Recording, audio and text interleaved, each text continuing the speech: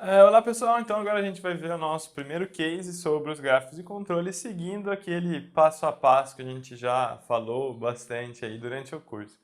Esse case aqui ele é um case da área médica, tá? Foi um projeto de melhoria que a gente fez em um ambulatório médico de especialidade, a gente vai contextualizar melhor, mas ele é um tipo de projeto que também poderia ser utilizado em empresas de serviços, em qualquer empresa que tenha ali um tempo de processo que a gente está querendo trabalhar. Tudo bem? Especificamente ele é da área médica.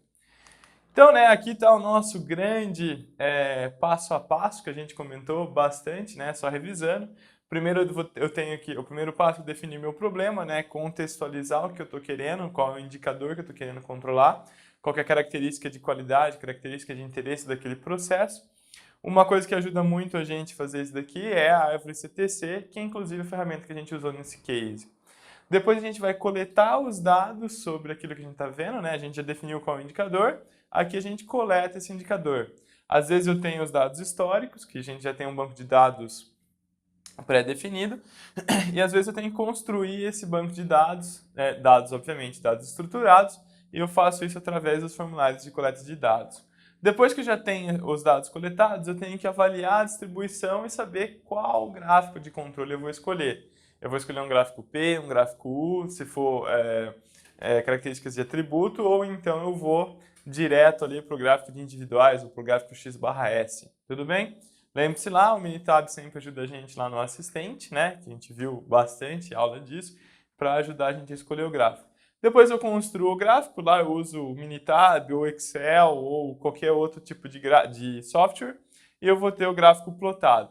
Uma vez com ele plotado, eu vou avaliar a variação, ou seja, aquele sistema está sob causas especiais, ou ele está só atuando sobre causas comuns de variação. Se ele está sob causa comum, eu vou conseguir ter a previsibilidade daquele sistema e eu posso tomar ações em cima dessas minhas decisões aí, desse meu aprendizado. Tudo bem? Então vamos passar por cada um desses passos para vocês entenderem a integração de todos eles dentro de um projeto de melhoria. Tá, então eu tenho o primeiro passo que é contextualização do nosso problema, né? Os AMIs são Centros Ambulatoriais de Diagnóstico e Orientação que atendem a rede pública. O AMI em questão está na cidade de Rio Claro, né? E recebia pacientes da rede pública da região, né? Então o que é o AMI? O AMI ele é um ambulatório médico de especialidades. Você vai, como é que funciona o SUS assim de maneira geral? Você vai lá no seu postinho de saúde e fala assim, pô, eu tô com um problema cardiológico. Daí você vai ser atendido por um médico ali, um clínico geral, ele vai ver que você está com um problema no coração.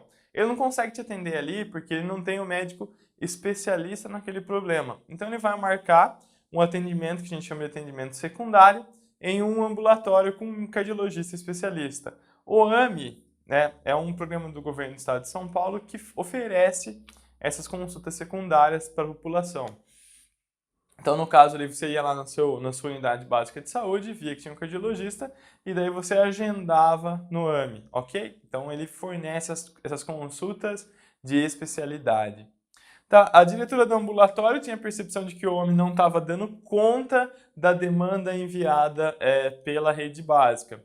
Além disso, eles estavam com bastante medo de crescer essa demanda, que o SUS continua crescendo, a demanda, cada vez mais pessoas estão ficando doentes, porque a população está crescendo, e ela tinha medo de que ali o AMI não estava dando conta. Então o projeto foi tentar analisar maneiras, né, para ver se a gente conseguia aumentar, né, o número de pessoas chegando ali no nosso ano. Tudo bem?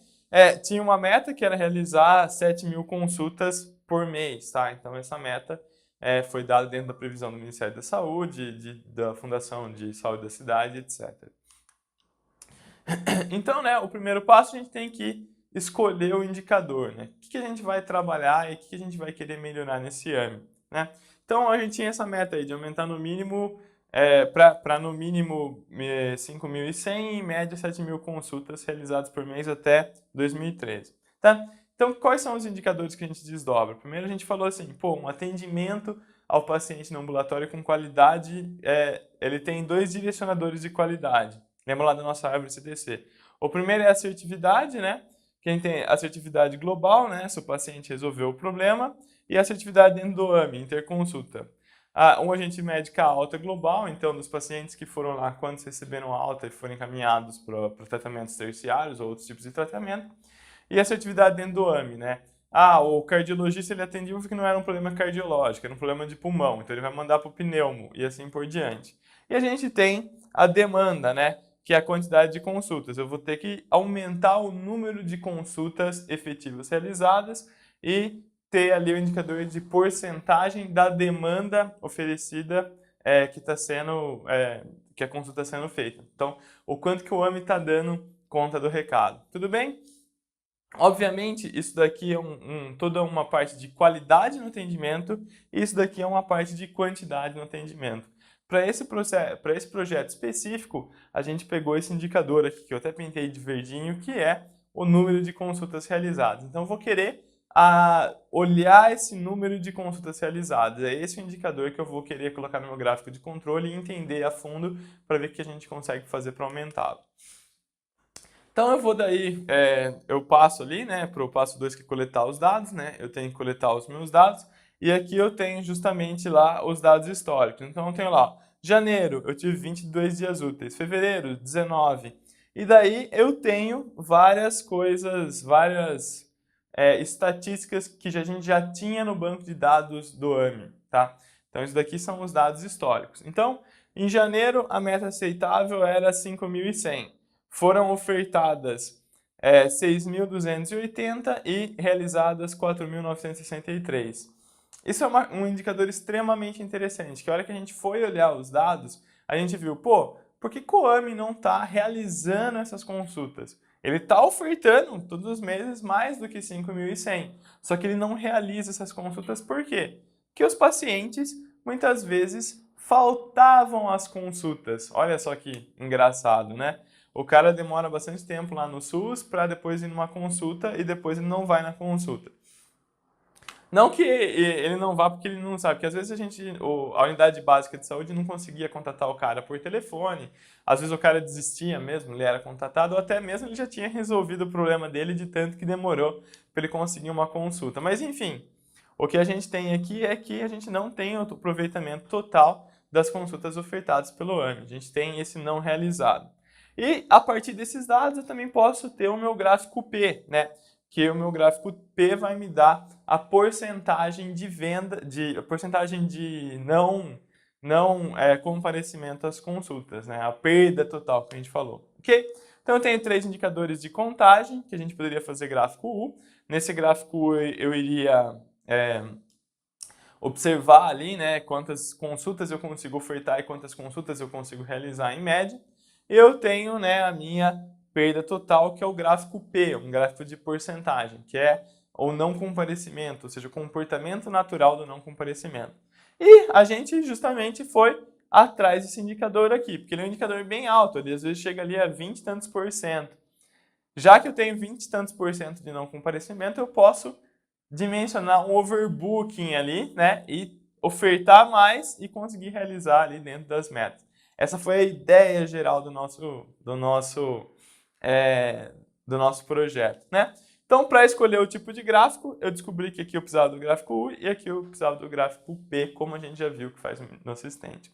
Na verdade, a gente usou o gráfico Lunney, né? Porque esse daqui tem super dispersão, mas a gente já viu isso daí e nos exercícios a gente vai abordar cada vez mais essa questão. O assistente faz tudo isso daí pra gente, não se preocupe. Depois eu construí os meus gráficos, né? Eu avaliei aqui, né, só um histograma, né, das nossas consultas ofertadas e realizadas.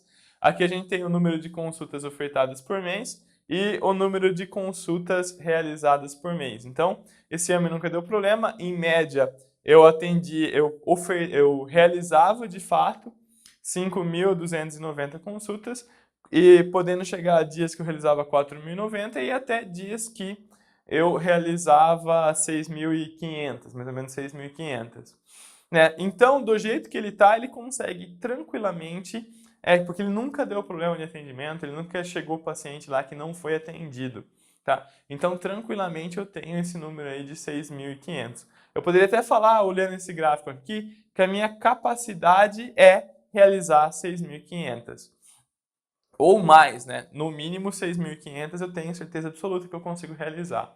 Então, o que a gente vai fazer? A gente vai tentar dimensionar o nosso overbooking para realizar aí, no mínimo, essas 6.500, tá? Eu vou trazer 8.000, ofertar 8.000 consultas, porque eu tenho certeza que 6.500 eu faço. Tranquilo? Então, essa daqui é a primeira conclusão que a gente já tira da análise do gráfico. Outro gráfico muito importante que a gente faz é o gráfico P, né?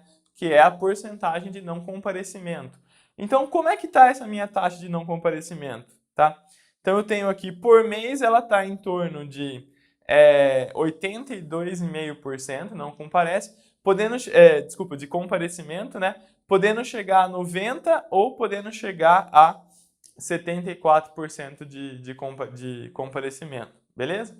Então, das que eu oferto, 82% em média vão, os outros 18% não vão, certo? Então, o que eu faço? Eu posso agendar, em média, 18% a mais, né? Eu vou ofertar mais para conseguir elevar essa taxa aí, certo? É a conta que eu faço. Quanto que eu espero que as pessoas não vão? Eu espero que no mínimo 10% não vai. No mínimo, olha, o meu limite superior de comparecimento é 90%. Isso significa que, na melhor das hipóteses, não vai 10 pessoas essas minhas consultas. Bonito isso, né? Esse é o tipo de previsibilidade que o gráfico de controle nos traz. E, em média, é 18%. Então, se eu colocar overbooking de 10% em cima do meu limite de controle, eu tenho certeza que eu nunca vou ter problema de 2 pacientes chegando ao mesmo tempo, né? Eu tiro isso aqui do meu modelo estatístico, do controle estatístico do meu processo. E foi justamente isso que a gente fez, né? A gente já não pegou no 10, né? Eu não fui conservador nesse projeto, eu dimensionei o overbooking para 18, porque eu sabia que o médico pode ficar uns minutos a mais lá no consultório e atender as pessoas aqui do 18, caso 2 pacientes compareçam para a mesma consulta. E o paciente também não faz questão de esperar um pouquinho, esperar ali o tempo da consulta do outro paciente.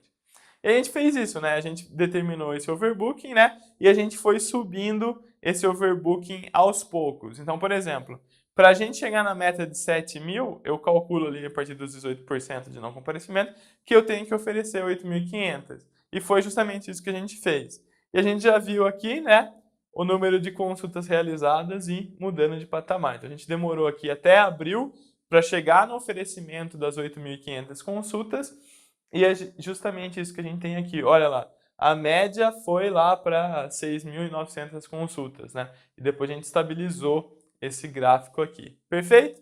Né? E a gente também fez, obviamente, né? A gente não trabalhou só no overbooking, o projeto de melhoria não deve ser só isso daqui foi só a parte do gráfico de controle do projeto. A gente fez melhoria na recepção, a gente fez melhoria no atendimento dos médicos, a gente fez várias outras melhorias tentando suportar e aumentar a produtividade. Mas o controle estatístico, a análise estatística do processo já deu essa grande sacada do overbooking. Beleza, gente? Então, né, com isso daqui a gente ilustra o nosso passo a passo, aqui do gráfico de controle do controle estatístico. A gente vai ver também outro case, tá? A gente vai ver um case da parte industrial para ficar ainda mais claro. Mas aqui é bem legal, né? Como é que o gráfico de controle pode ser implementado em saúde, como é que ele pode ser implementado em serviço. Até a próxima!